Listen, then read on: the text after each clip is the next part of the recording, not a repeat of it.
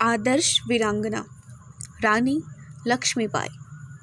सन 1857 का गदर भारतीय इतिहास की एक महत्वपूर्ण घटना है। पिछले 1000 वर्षों से भारतवासी निरंतर विदेशियों से दबते चले जाते थे। वीरता और शौर्य में तो वे किसी प्रकार कम नहीं थे। यहाँ के क्षत्रियों के समान निर्भय होकर लड़ने वाले सैनिक संसार में ढूंढने पर भी मिलना कठिन थे, पर आपस की फूट और असंगठन के कारण उनको प्रायः पराजय और असफलता का ही मुख देखना पड़ता था। मुसलमानी शासनकाल में तो फिर भी वे समय समय पर अपनी वीरता का चमत्कार दिखाते रहते थे, पर अंग्रेजी हुकूमत में सबको इस प्रकार बांध दिया कि स्वतंत्र रूप से हाथ पैर हिलाना भी असंभव हो गया। अंग्रेजों की नीति यही थी कि यहाँ के सैनिकों और यहीं के साधनों से देश में एक एक भाग को अपने अधिकार में करते चले जाएं। फौजों के अफसर जरूर अंग्रेज रहते थे और तिहाई चौथाई अंग्रेज सिपाही भी सावधानी की निगाह से साथ में रखे जाते थे, पर ज़्यादातर परिश्रम और लड़ने का काम भारतीय ही करते थे। लगभग 100 वर्षों से इसी नीति से काम लेकर इन विदेशियों ने सन 1857 तक भारतवर्ष के नक्शे का लगभग पौन भाग लाल रंग में रंग दिया था। पीले रंग वाला भाग यानी कि देसी राज्य कठिनता से चौथाई ही रह गए थे और उनकी स्वतंत्रता भी दिन पर दिन सीमित की जा रही थी। गदर के पहले 10-5 वर्षों में अंग्रेज गवर्नर जनरलों ने देसी राज्यों को हड़पने की नीति को बहुत तेज कर दिया था। सतारा, नागपुर, अवध, झांसी आदि कितने ही राज्य झूठे बहाने से लगातार अंग्रेजी हुकूमत में मिला लिए गए थे। अनेक छोटे जागीरदारों की भूमि पर भी सरकारी अधिकार कर लिया था। इसके सिवाय जिस प्रकार संभव हुआ प्रजा को लूटकर भारतवर्ष का धन इंग्लैंड पहुंचाया जा रहा था।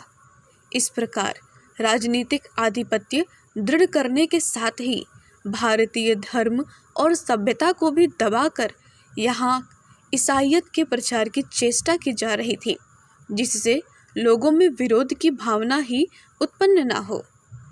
इन सब कारणों से कई वर्षों तक देश के भीतर असंतोष का भाव बढ़ रहा था। उस समय प्रेसों और समाचार पत्रों का तो आजकल के समान प्रचार नहीं हुआ था, जिनके द्वारा वह असंतोष प्रकट हो सकता और शासक वर्ग उसकी गहराई का पता लगा सकता। वह भीतर ही भीतर घुमड़ रहा था। अकस्मात सिपाहियों को दिए जाने वाले कारतूसों में गाय और सूअर की चर्बी होने की अफवाह उड़ी और भारतीय सेनाओं का एक भाग विद्रोह करने पर उतारू हो गया। जिन लोगों के राज्यों और जागीरों को अन्यायपूर्वक छीना गया था, उन्होंने भी इस आग को और भी भड़काने में सहयोग दिया। कुछ ही सप्ताह के भीतर देश के कई प्रांतों में करीब 1000 मील तक फैले भूभाग में विद्रोह की अग्नि धाएं धाएं करके जलने लगी। झांसी की रानी लक्ष्मीबाई भी इसी भारतीय स्वतंत्रता के लिए आरंभ किए गए रणयज्ञ की एक विशिष्ट होता थी। यह नहीं कहा जा सकता कि इस प्रयोजन में गढ़ने में भी उनका हाथ था या नहीं। अंग्रेज इतिहासकारों ने तो उनको भी इस घटना का उत्तरदायी बतलाया है और भारतीय लेखकों के मतानुसार उनको संयोगवश ही इसमें भाग लेना पड़ा। कुछ भी हो, जब एक बार मैदान में आ गई तो उन्होंने वह जौहर दिखलाए जिसकी शत्रु मित्र को किसी को आशा नहीं थी। और तो क्या, अंग्रेजी सेना के एक बड़े सेनापति सर ह्यूरोज ने, जिन्होंने झांसी, कालपी और ग्वालियर में विद्रोहियों की बड़ी बड़ी सेनाओं को हराकर फिर से अंग्रेजों की सत्ता कायम की थी और जिनसे घोर युद्ध करते हुए ही लक्ष्मीबाई ने आत्मोत्सर्ग किया था, उन्होंने इनकी वीरता को मुक्त कंठ से सराहना की थी। उन्होंने इस संबंध में अपनी घोषणा में जो शब्द कहे थे वे आज तक इतिहास में अमर बने हुए हैं। उन्होंने लिखा था, शत्रुदल, भारतीय विद्रोहियों में अगर कोई सच्चा मर्द था तो वह झांसी की रानी ही थी। सर ह्यूरोज के इस कथन को पढ़ सहसा मुख से निकल जाता है, रहीमन साचे सूर को बैरहु करे बखान। लक्ष्मीबाई झांसी, कालपी और ग्वालियर तीनों ही स्थानों में सर ह्यूरोज की सेना से खूब लड़ी और उसके नाकों चने चबवा दिए। सच पूछा जाए तो अन्य सब विद्रोही सरदार अंग्रेजी सेना के सामने एक भी जगह नहीं ठहरे, पर रानी लक्ष्मीबाई ने उसका डटकर मुकाबला किया और बार बार बलवान शत्रु का मुंह मोड़ दिया। वह तो एक तरफ उसके अल्प साधन और दूसरी ओर अंग्रेजों के पास नए नए हथियारों का होना था, जिससे अंत में विजयश्री अंग्रेजी सेना को मिली। पर उस अकेली ने जिस प्रकार सैकड़ों सैनिकों का मुकाबला करके बीसियों को धराशायी किया, उसका उदाहरण उस युद्ध में दूसरा नहीं मिला। इसी से प्रभावित होकर यूरोप के प्रसिद्ध रण क्षेत्रों के विजयी सेनापति और वीरों की सच्ची कदर करने वाले सर ह्यूरोज ने इस प्रकार के उद्गार प्रकट किए थे। जन्म और बाल्यावस्था। लक्ष्मीबाई के पूर्वज सतारा यानी कि महाराष्ट्र के निवासी थे। जिस समय ईस्ट इंडिया कंपनी से हारकर पूना का पेशवाई शासन समाप्त हुआ, उस समय लक्ष्मीबाई के पिता मोरोपंत तांबे की पेशवा बाजीराव द्वितीय के भाई चिमनाजी अप्पा के यहाँ काम करते थे। कंपनी से संधि हो जाने पर बाजीराव 8 लाख वार्षिक की पेंशन पाकर बिठूर में रहने लगे और उनके भाई अप्पा साहब ने काशीवास पसंद किया। उनको भी कंपनी की तरह से पृथक पेंशन नियत की गई थी। मोरोपंत भी उनके साथ काशी आए। उनके निर्वाह के लिए अप्पा साहब ने 40 रुपये मासिक नियत कर दिया था। मोरोपंत की पत्नी भागीरथी बाई बड़ी सुंदर और सद्गुणी स्त्री थी। इन दोनों पति पत्नी में परस्पर बड़ा प्रेम भी था।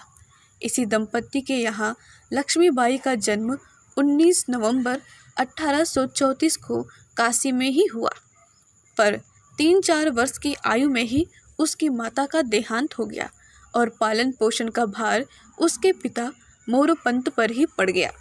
उधर अप्पा साहब का देहांत भी इसके कई वर्षों पहले हो चुका था और मोरोपंत को जीवन निर्वाह में बड़ी कठिनाई हो रही थी।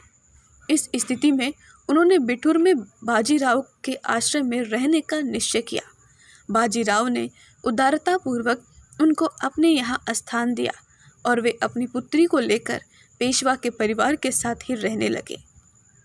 जिस समय बालिका लक्ष्मीबाई बिठूर में पेशवाओं के महल में रहने लगी, उस समय बाजीराव के दत्तक पुत्र नाना साहब, जन्म 1824, उनके भाई बाला साहब तथा भतीजे राव साहब भी वहीं रहते थे।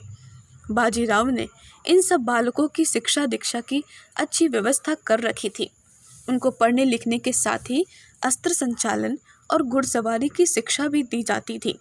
लक्ष्मीबाई, जिसका नाम उस समय मनुबाई था, यद्यपि आयु में छोटी थी तो भी उन्हीं के साथ रहती थी और सब प्रकार की शिक्षा प्राप्त करती थी। वहीं से उससे घुड़सवारी और शस्त्र चलाने का शौक लग गया, जो आगे चलकर उसे एक आदर्श वीरांगना बनाने वाला सिद्ध हुआ। पेशवा बाजीराव भी उसकी सुंदर आकृति और भोलेपन को देखकर बड़े प्रसन्न रहते थे और उसे छबेली कहकर पुकारते थे। हमारे YouTube चैनल को सब्सक्राइब करें और बेल आइकन को दबाकर ऑल पर क्लिक करें ताकि नोटिफिकेशंस आपको मिलती रहें।